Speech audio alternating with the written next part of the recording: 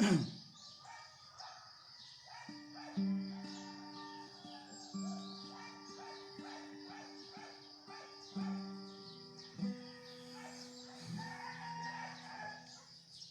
ang Panginoon, isang mapagpalang umaga po sa buhay ng bawat isa po sa atin.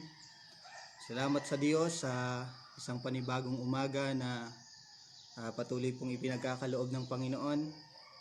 Ang atin pong live devotion, pag-aaral ng salita ng Diyos sa umaga pong ito ay magmumula po dito sa Door of Faith Church, District 9, Calaca, Batangas, sa pangunguna po ng ating tagapanguna, Pastor Luis Bailon. At salamat sa Panginoon sa pribilehiyo na patuloy pong gamitin ng Panginoon. Hallelujah, isang karangalan po sa amin sa lugar po na ito na patuloy na magamit ng Panginoon. Purihin ang Diyos sa buhay ng bawat isa po sa atin. At sa umaga pong ito, bago tayo magpasimula sa pag-aaral ng salita ng Diyos, hayaan po natin na patuloy tayong magpasalamat sa Panginoon. Hallelujah, purihin natin ang Panginoon. Awitan natin minsan pa ang Diyos sa buhay ng bawat isa po sa atin. Hallelujah. Tayo pong lahat, pagising sa umaga. Pagising sa umaga, naalala ka. Nasasabi kang puso ko na makapiling ka. Umaawit, sumasamba, sumasayaw sa'yo. Naghihintay ng pangungusap mo. Minsan pa po, pagising sa umaga, naalala ka. Nasasabi kang puso ko na makapiling ka. Umaawit, sumasamba, sumasayaw sa'yo. Naghihintay ng pangusap mo. Ayaw kong magkulang ng kapangyarihan mo. Ayaw kong magkulang ng kabanalan mo. Jesus, dakila ka, tanging sandigan ko. Lakas ko ay nanggagaling sa'yo. Minsan pa nga po sa umpisa, hallelujah, alalahanin natin ang Panginoon. Purihin ang Diyos. Pagising sa umaga, naalala ka. Nananabik ang puso ko na makapiling ka. Umaawit, sumasamba, sumasayaw sa'yo. Naghihintay ng pangusap mo. Ayaw kong magkulang ng kapangyarihan mo. Ayaw kong magkulang ng kabanalan mo. Jesus, dakila ka, tanging sandigan ko. Lakas ko ay nanggagaling sa'yo.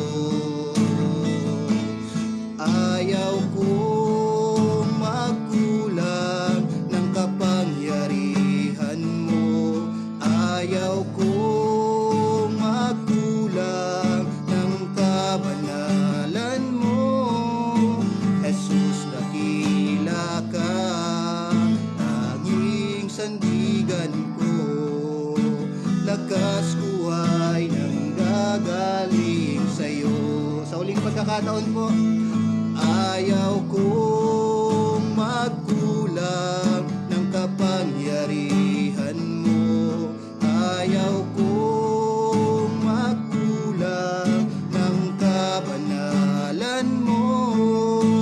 Jesus, dakila ka, tanging sandigan ko.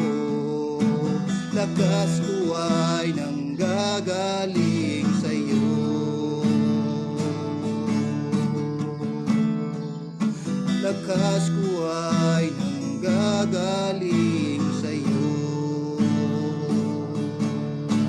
lakas ko ay nanggagaling sa iyo.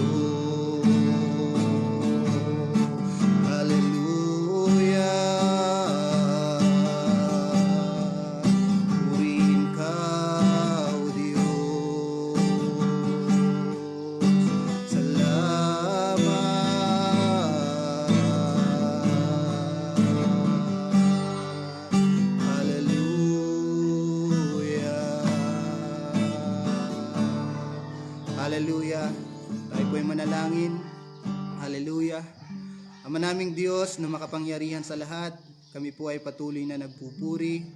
Papasalamat, Panginoon, sa umaga pong ito, O Diyos. Patuloy na inaalala na sa likod ng amin pong pagbangon, merong isang Diyos na mabuti at tapat sa amin. Hallelujah, na nagkaloob ng lakas, ng buhay sa umaga pong ito. Maraming salamat po, O Diyos, sa patuloy na buhay na pinagkakaloob niyo po sa amin at sa umaga pong ito. Sa pag-aaral po namin ng inyo pong mga salita, dalangin po namin ang patuloy na pagsama po ninyo at pagkilos sa buhay ng bawat isa po sa amin. Hayaan po ninyo na kami po ay patuloy na mapuno ng inyo pong mga salita, karunungan na nagmumula po sa inyo. Hallelujah. At patuloy niyo po kaming bigyan ng kaunawaan patungkol sa mga bagay na nais po ninyong mahayag, O Diyos. Maraming salamat po. Purihin ang inyong dakilang pangalan. Sa inyo po ang lahat ng papuri, ang parangal at pagsamba sa pangalan ng Panginoong Hesus. Amen. Amen.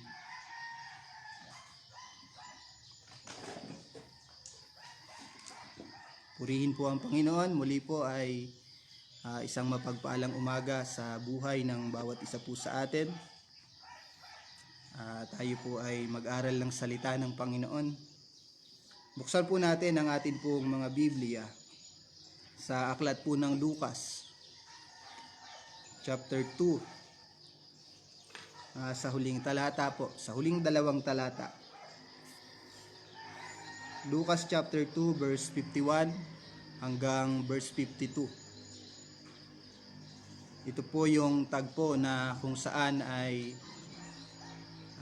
sina Maria, sina Jose at yung kanilang mga kababayan kasama ang Panginoong Hesus ay dumalo ng pesta ng Pasko. Alam naman po natin na pagdating sa mga Hudyo, meron po silang inaalala na isang pesta o kaugalian na kung saan yun po yung pesta ng Pasko o mas kilala po natin na paglampas ng mga anghel sa Exodus chapter 12. Ano po? Na kung paanong ang anghel ng Panginoon, ang Panginoon ay nilalampasan niya yung mga Hudyo na makikitaan niya na yung kanilang hamba ng pintuan nila ay merong dugo o dugo ng kambing o tupa na kanila pong kinatay, na kung saan ay sumisimbolo yon sa paghatol ng Diyos sa sangkatauhan, na kung sino man ang merong tatak o nabahiran na hugasan ng dugo ng ating Panginoong Hesukristo, kailanman ay hindi makakaranas ng ikalawang kamatayan.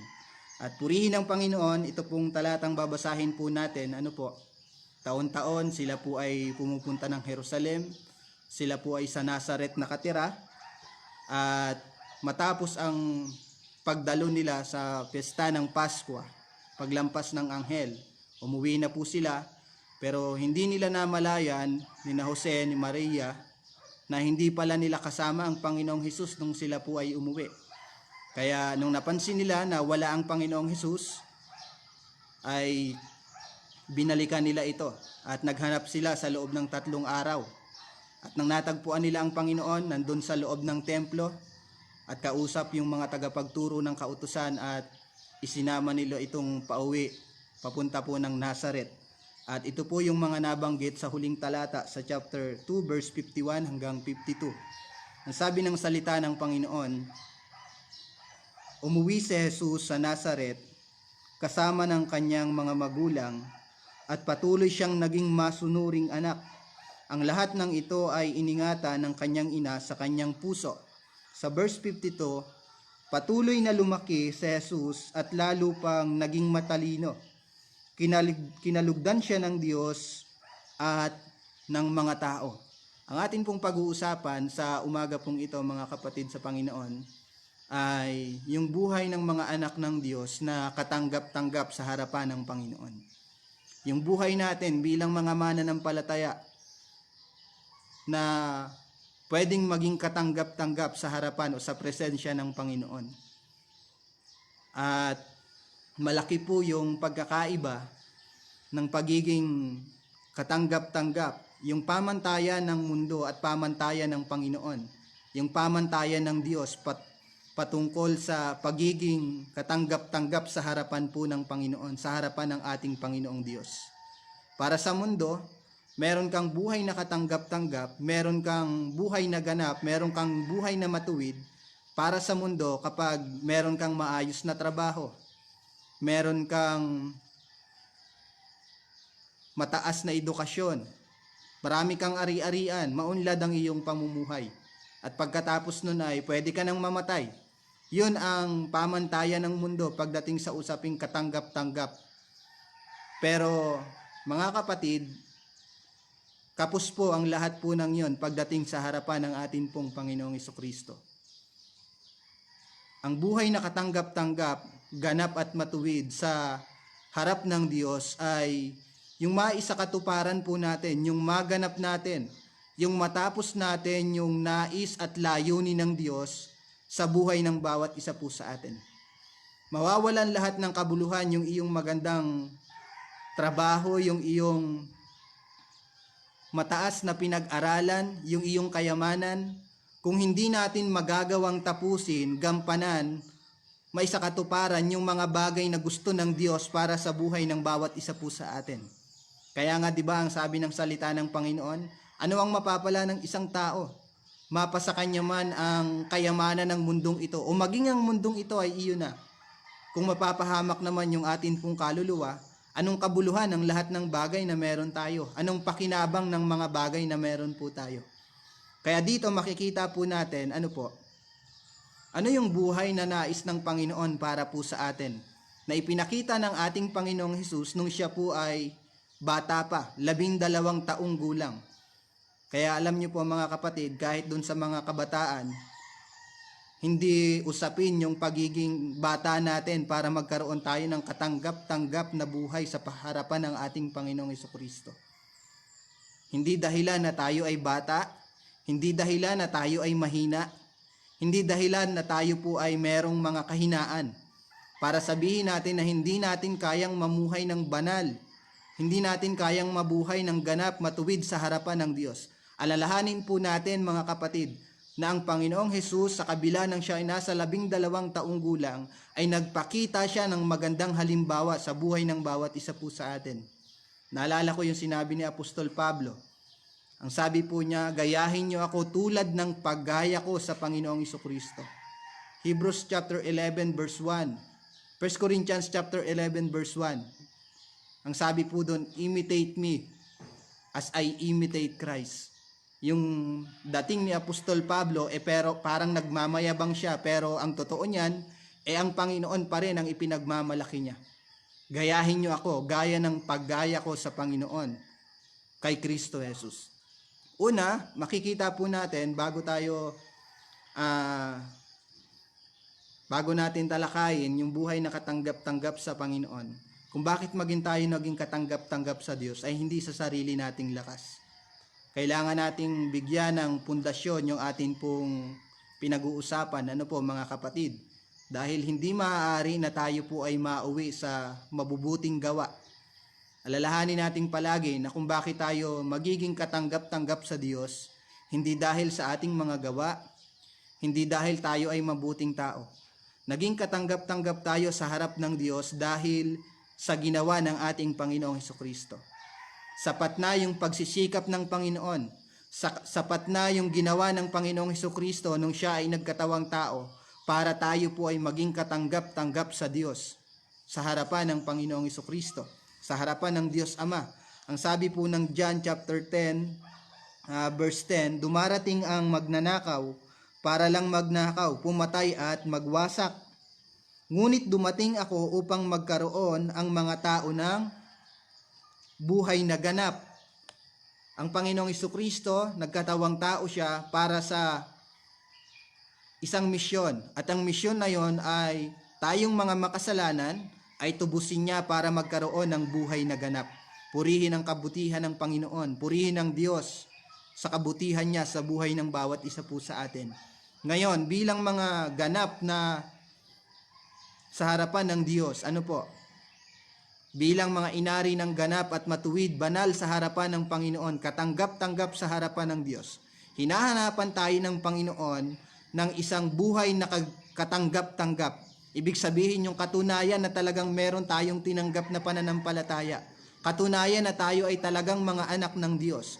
Katunayan na yung ating pananampalataya na ipinagkaloob ng Diyos sa buhay ng bawat isa po sa atin ay pinagbubuti at pinagyayaman po natin.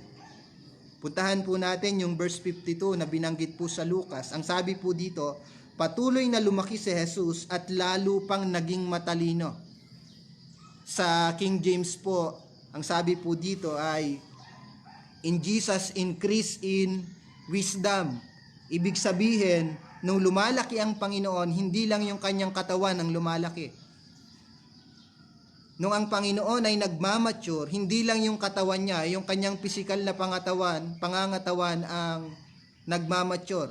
Kasabay ng paglaki ng kanyang katawan, kasabay ng pagiging mature ng kanyang pisikal na katawan, ano po mga kapatid, kasabay po noon yung increase in wisdom, lumalago sa karunungan. Tayong mga anak ng Diyos, itinuring na ganap at matuwid, katanggap-tanggap sa harapan ng Panginoon, kinakailangan makitaan tayo, ano po, na lumalago sa karunungan, kaalaman, at kaunawaan na galing sa salita po ng Diyos, na galing po sa Panginoon. Hindi po masama ang karunungan, pero kailangan nating liwanagin na ang karunungan na binabanggit po dito ay galing sa mga aral at katwiran ng ating Panginoong Hesukristo. Mga kapatid ko sa Panginoon, tayong mga matatagal ng mananampalataya, alam ko po, karamihan po sa atin ng mga nanonood dito ay halos mga pastor na, tapos ng Bible school, mga kapatid ko. Pero kinakailangan, yung tagal nating mga mananampalataya, yung pagkilos natin sa araw-araw ng buhay po natin, kung paano tayo magsalita, kung paano tayo kumilos, kung paano tayo magpasya, kinakailangan nakabatay po yun sa tagal ng pananampalataya po natin. Kinakailangan makitaan tayo ng paglago dun sa karunungan at kaalaman patungkol sa salita po ng Panginoon. Increase, yung salitang increase na lang po, not stagnant, not complacent, hindi ka nakakampante o hindi ka kontento dun sa bagay na alam mo lang. Sa araw-araw ng buhay po natin, tayo mismo, sumisiyasa tayo, nagsisikap tayo na siyasatin, pag-aralan yung salita ng Panginoon. Para saan? Para sa mas higit pang pagkakaroon ng karunungan at kaalaman na galing sa aral at katwiran ng ating Panginoong Jesucristo. Lagi po nating tandaan mga kapatid yung sinabi po sa aklat po ng Hosea, chapter 4 verse 6, my people perish. Ang aking mamamayan ay napahamak hindi dahil wala silang kaalaman. Ang mamamayan ng Israel ay napahamak hindi dahil wala silang karunungan, dahil wala silang pangunawa. May kaunawaan sila pero napahamak pa rin sila. Bakit? Dahil kulang sila sa kaalaman at karunungan, sa madaling salita, pagkakilala sa Panginoong Hesukristo. Kaya ang sabi po ni Apostol Pedro, mga kapatid, ito po yung kanya pong paalala sa aklat po ng ikalawang Pedro, chapter 3 verse 18, sa halip lumago kayo sa biyaya ng Diyos at sa pagkakilala sa ating Panginoon at tagapagligtas na si Hesukristo. Purihin siya ngayon at magpakailanman. Amen po. Ang paalala ni Apostol Pedro para sa mga mananampalataya sa buhay ng bawat isa po sa atin. Wala pong pinipili ang salita ng Panginoon. Kinakailangan lumago tayo sa biyaya ng Diyos at sa pagkakilala kung sino yung ating tagapagligtas. Amen po. Meron po akong na-encounter matagal ng mananampalataya pero yung John 3:16 ay napagbabali-baliktad pa po niya. At yung Genesis ay nahanap niya sa bagong tipan. Patunay na walang paglago dun sa karunungan at kaalaman na galing sa salita po ng Panginoon. Alam niyo po mga kapatid, nasa atin na po ang lahat ng kagamitan para tayo po ay patuloy na lumago dun sa pagkakilala natin sa Panginoon. Merong internet, marami tayong pwedeng mga mapanood na galing sa Panginoon, mga mangangaral na galing talaga sa Diyos. Amen po. Pwede tayong mag-search ng mga bagay na nais po nating malaman patungkol sa Panginoon. Hindi na mahirap para po sa atin.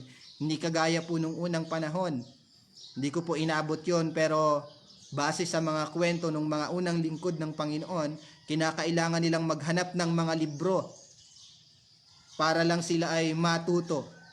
Pero sa atin, meron na tayong cellphone, meron tayong internet. Mga kapatid, nasa sa atin na lang talaga yung problema. Nasa sa atin yung pagkukulang kung bakit hindi tayo lumalago sa Panginoon. Mas nagiging masikap tayo dun sa mga bagay na wala namang kaugnayan sa Panginoon. Kaya wala tayong pag-unlad patungkol sa karunungan. Para saan ang karunungan? Para saan ang kaalaman? Meron pong binabanggit sa aklat po ng Efeso. Sa aklat po ng Efeso chapter 1. Purihin po ang Panginoon.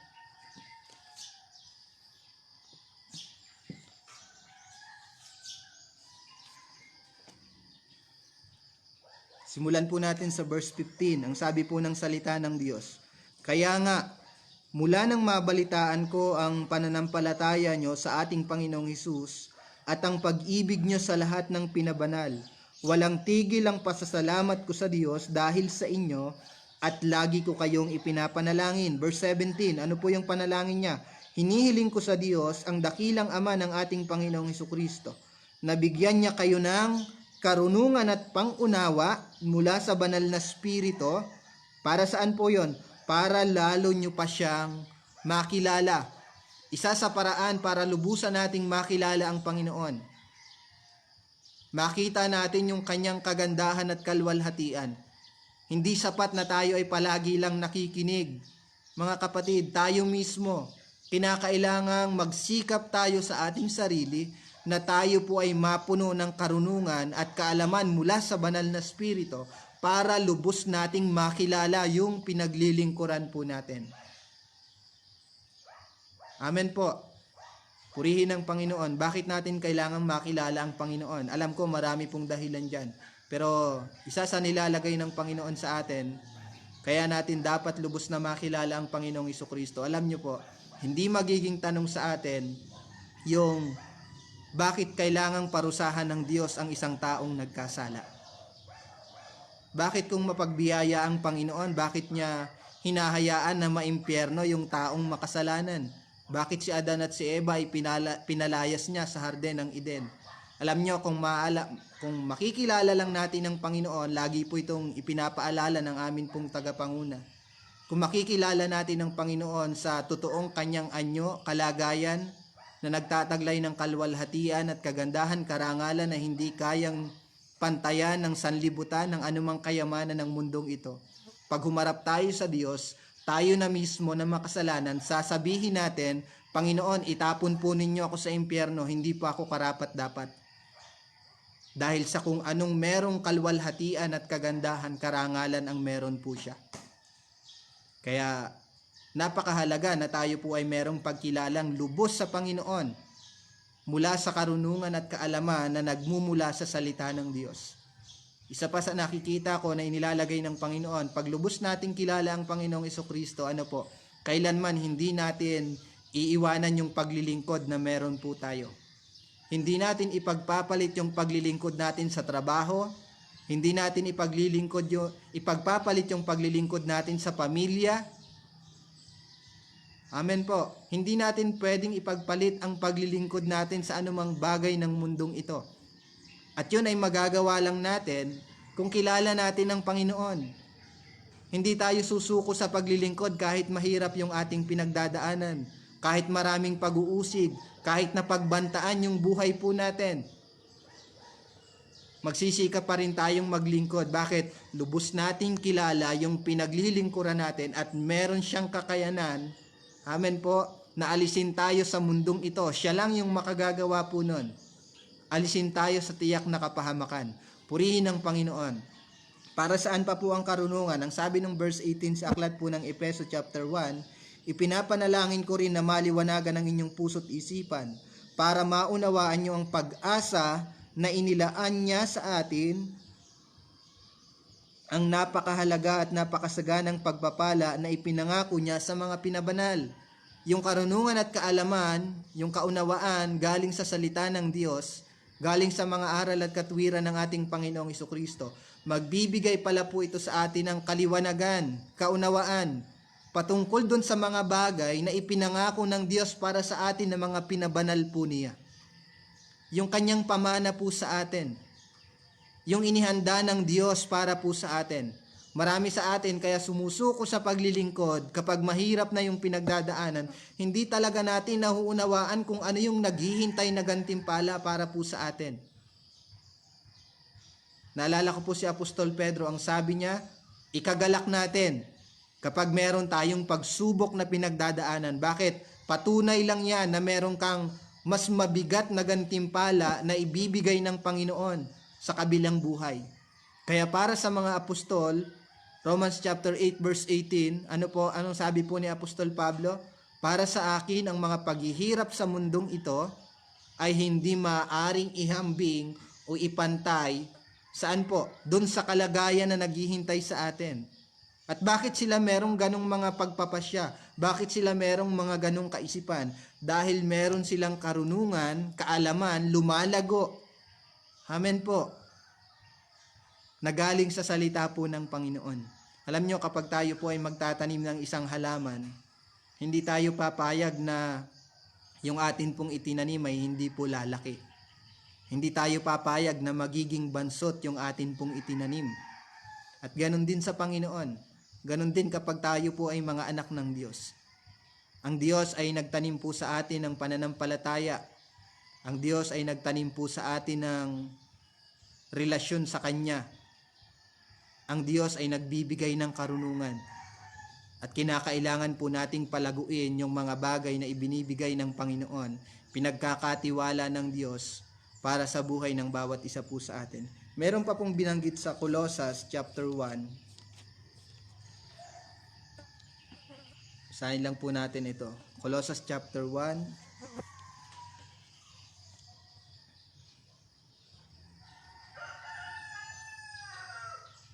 Verse 9 po.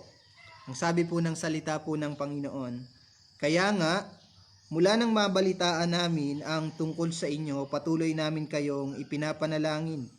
Hinihiling namin sa Diyos na bigyan niya kayo ng karunungan at pangunawa mula sa banal na Espiritu, para lubusan ninyong malaman ang kalooban niya. Verse 10 po. Ano po? Para saan po yung karunungan? Para saan yung kaalaman? Sa ganoon, makakapamuhay kayo ng karapat-dapat at kalugod-lugod sa Panginoon sa lahat ng bagay. Hindi magiging mahirap sa atin na bigyan ng kaluguran ng Diyos. Una, dahil merong pananampalataya. Dahil without faith, we cannot please God. Hindi natin kayang paluguran ng Panginoon. Pangalawa, yung karunungan at kaalaman na ibinibigay ng Panginoon. Ang sabi po dito, makakapamuhay kayo ng karapat-dapat at kalugod-lugod sa Panginoon. Amen po. At makikita na lumalago kayo sa mabubuting gawa at sa pagkakilala sa Diyos. Kaya purihin ng Panginoon, ganun po kahalaga yung karunungan at kaalaman na dapat ay meron po tayo, na kinakailangang makita sa mga anak ng Diyos na binigyan ng Panginoon ng buhay na katanggap-tanggap sa Kanya pong harapan. Buhay na ganap at matuwid sa harapan ng Diyos. Karunungan na kung saan ay galing sa salita ng Panginoon. Hindi po galing sa mundo. Napakalaki po ng pagkakaiba ng aral at katwiran ng mundo sa aral at katwiran ng ating Panginoong Jesucristo. Nasabi pa po dito, balikan natin yung Lucas chapter 52. Chapter 2 verse 52. Ang sabi po, increase in wisdom and stature and in favor with God and men. Ibig sabihin ay lumalago sa karunungan, sa pangangatawan, at sa pagbibigay lugod sa Diyos at sa mga tao. Kapag meron na tayong buhay na ganap, ano po mga kapatid, meron tayong karunungan, ang nabanggit po dito is stature. Alam nyo, ang nilalagay ng Panginoon sa akin nung pinag-aaralan ko po ito, hindi lang po patungkol sa pisikal na pangangatawan. Tumutukoy din po ito sa lahat ng bagay na meron po tayo, material na bagay, yung pinansyal natin, sa usaping pinansyal, pisikal na pangangatawan, at ano yung inilalagay ng Panginoon. Kapag tayo po ay merong paglago sa material na bagay, pinansyal at sa pisikal na pangangatawan, dito na po tayo magtapos. Kinakailangan na ito po ay nakabatay pa rin doon sa paglago ng karunungan na meron po tayo. Yung pag-unlad ng sa material na bagay, materially, physically, and financially, kinakailangan meron din po itong, dito po, pantay, nakapantay ito dun sa paglago ng karunungan at kaalaman natin patungkol po sa Panginoon. Bakit po?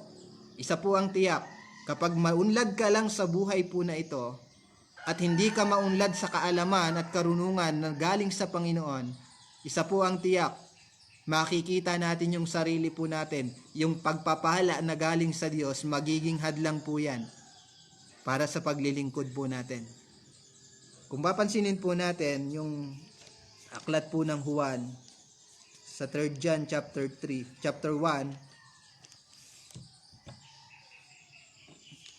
ikatlong Juan. Basahin lang po natin ito bago tayo manalangin. Ang sabi ng salita ng Panginoon sa ikatlong Juan, verse 1, mula sa namumuno sa iglesia, sa mahal na kaibigang Gayos na lubos kong minamahal, idinadalangin ko na maging malusog, physically, maging malusog ka, at sana'y maging mabuting kalagayan, magkaroon ng mabuting kalagayan, financially, materially, gusto ko maging maayos ka. Gusto ko maging maunlad ka sa bagay na yan. Pero, tulad ng buhay mong espiritual na alam kong nasa mabuti ring kalagayan. Amen po. Yung pag-unlad ng ating pisikal na pangangatawan, yung pag-unlad natin sa material na bagay, financially, mabuting kalagayan, ay kinakailangang nakapantay dun sa paglago ng ating espiritual. Doon sa paglago, doon sa relasyon natin sa Panginoon. Doon sa paglago ng atin pong pananampalataya. Hindi tayo ilalayo ng anumang pagpapala na meron po tayo kapag alam natin na malago yung ating personal na ugnayan sa Panginoon. Hindi tayo ilalayo ng anumang relasyon, mga kabataan, sa paglilingkod sa Panginoon kapag meron tayong unang relasyon sa Diyos. Hindi tayo ilalayo ng mga cellphone natin. Hindi tayo ilalayo ng pamilya natin sa paglilingkod sa Panginoon. Dahil merong tayong malalim na ugnayan sa Panginoon. Paalala, wag na po tayong manalangin ng pag-unlad kung alam natin yung ating pananampalataya ay hindi pa malago. Wag tayong manalangin ng pagyaman kung hindi malago o malalim yung relasyon natin sa Panginoon. Kailangan palaging pantay o mas lamang yung ating espiritual na usapin o yung ating ugnayan sa Panginoon kaysa po dun sa pagyaman o sa pag-unlad sa buhay po na ito. Kaya purihin ng Panginoon, yan po ang paalala sa atin ngayong umaga. Salamat sa Panginoon. Ang salita ng Diyos ay ibinibigay sa atin. Alam nyo, dito napansin ko lang po, isang malaking pagkakamali ng ating mga magulang, tinuruan tayong maniwala sa Diyos. Pero yung pakikinig sa salita ng Panginoon, hindi itinuro po sa atin. Kaya tayo, nakaugalian nating mga Pilipino, naniniwala tayo sa Diyos, pero kapag sinaway na tayo, kapag tayo ay tinuruan ng salita ng Panginoon, ayaw na po natin.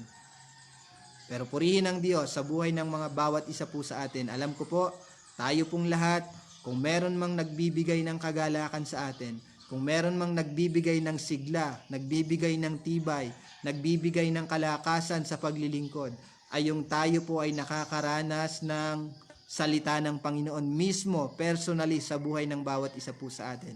Kaya salamat sa Panginoon, dalangin ko po sa bawat isa na tayo pong lahat bilang mga anak ng Diyos at binigyan ng buhay na katanggap-tanggap, ganap at matuwid sa harapan ng Diyos, ay patuloy tayong palaguin ng Panginoon sa lahat ng bagay, karunungan, kaalaman at kaunawaan na nanggagaling sa banal na Espiritu. Sa Diyos po ang lahat ng papuri, tayo po ay manalangin.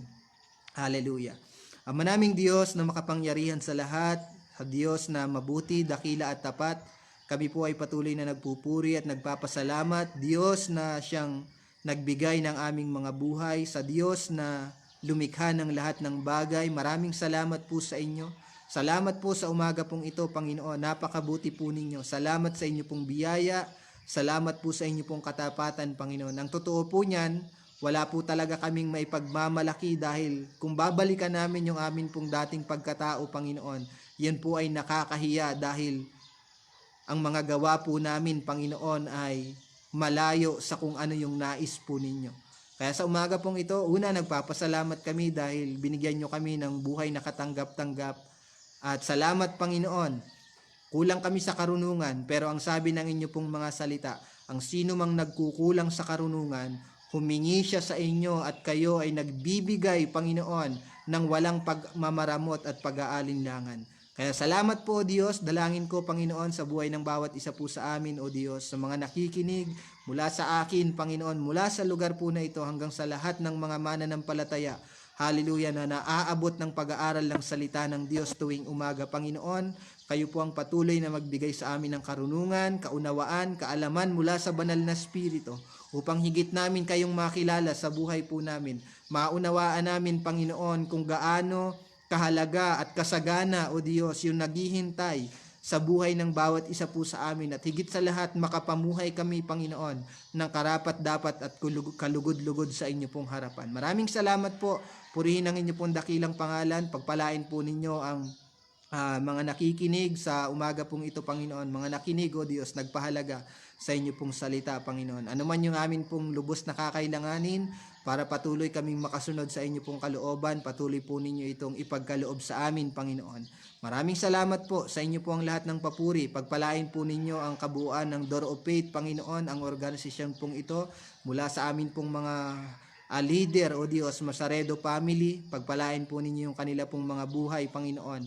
Alam ko po, O Diyos, hindi madali, Panginoon, yung ministeryo na pinagkatiwala po ninyo sa kanila.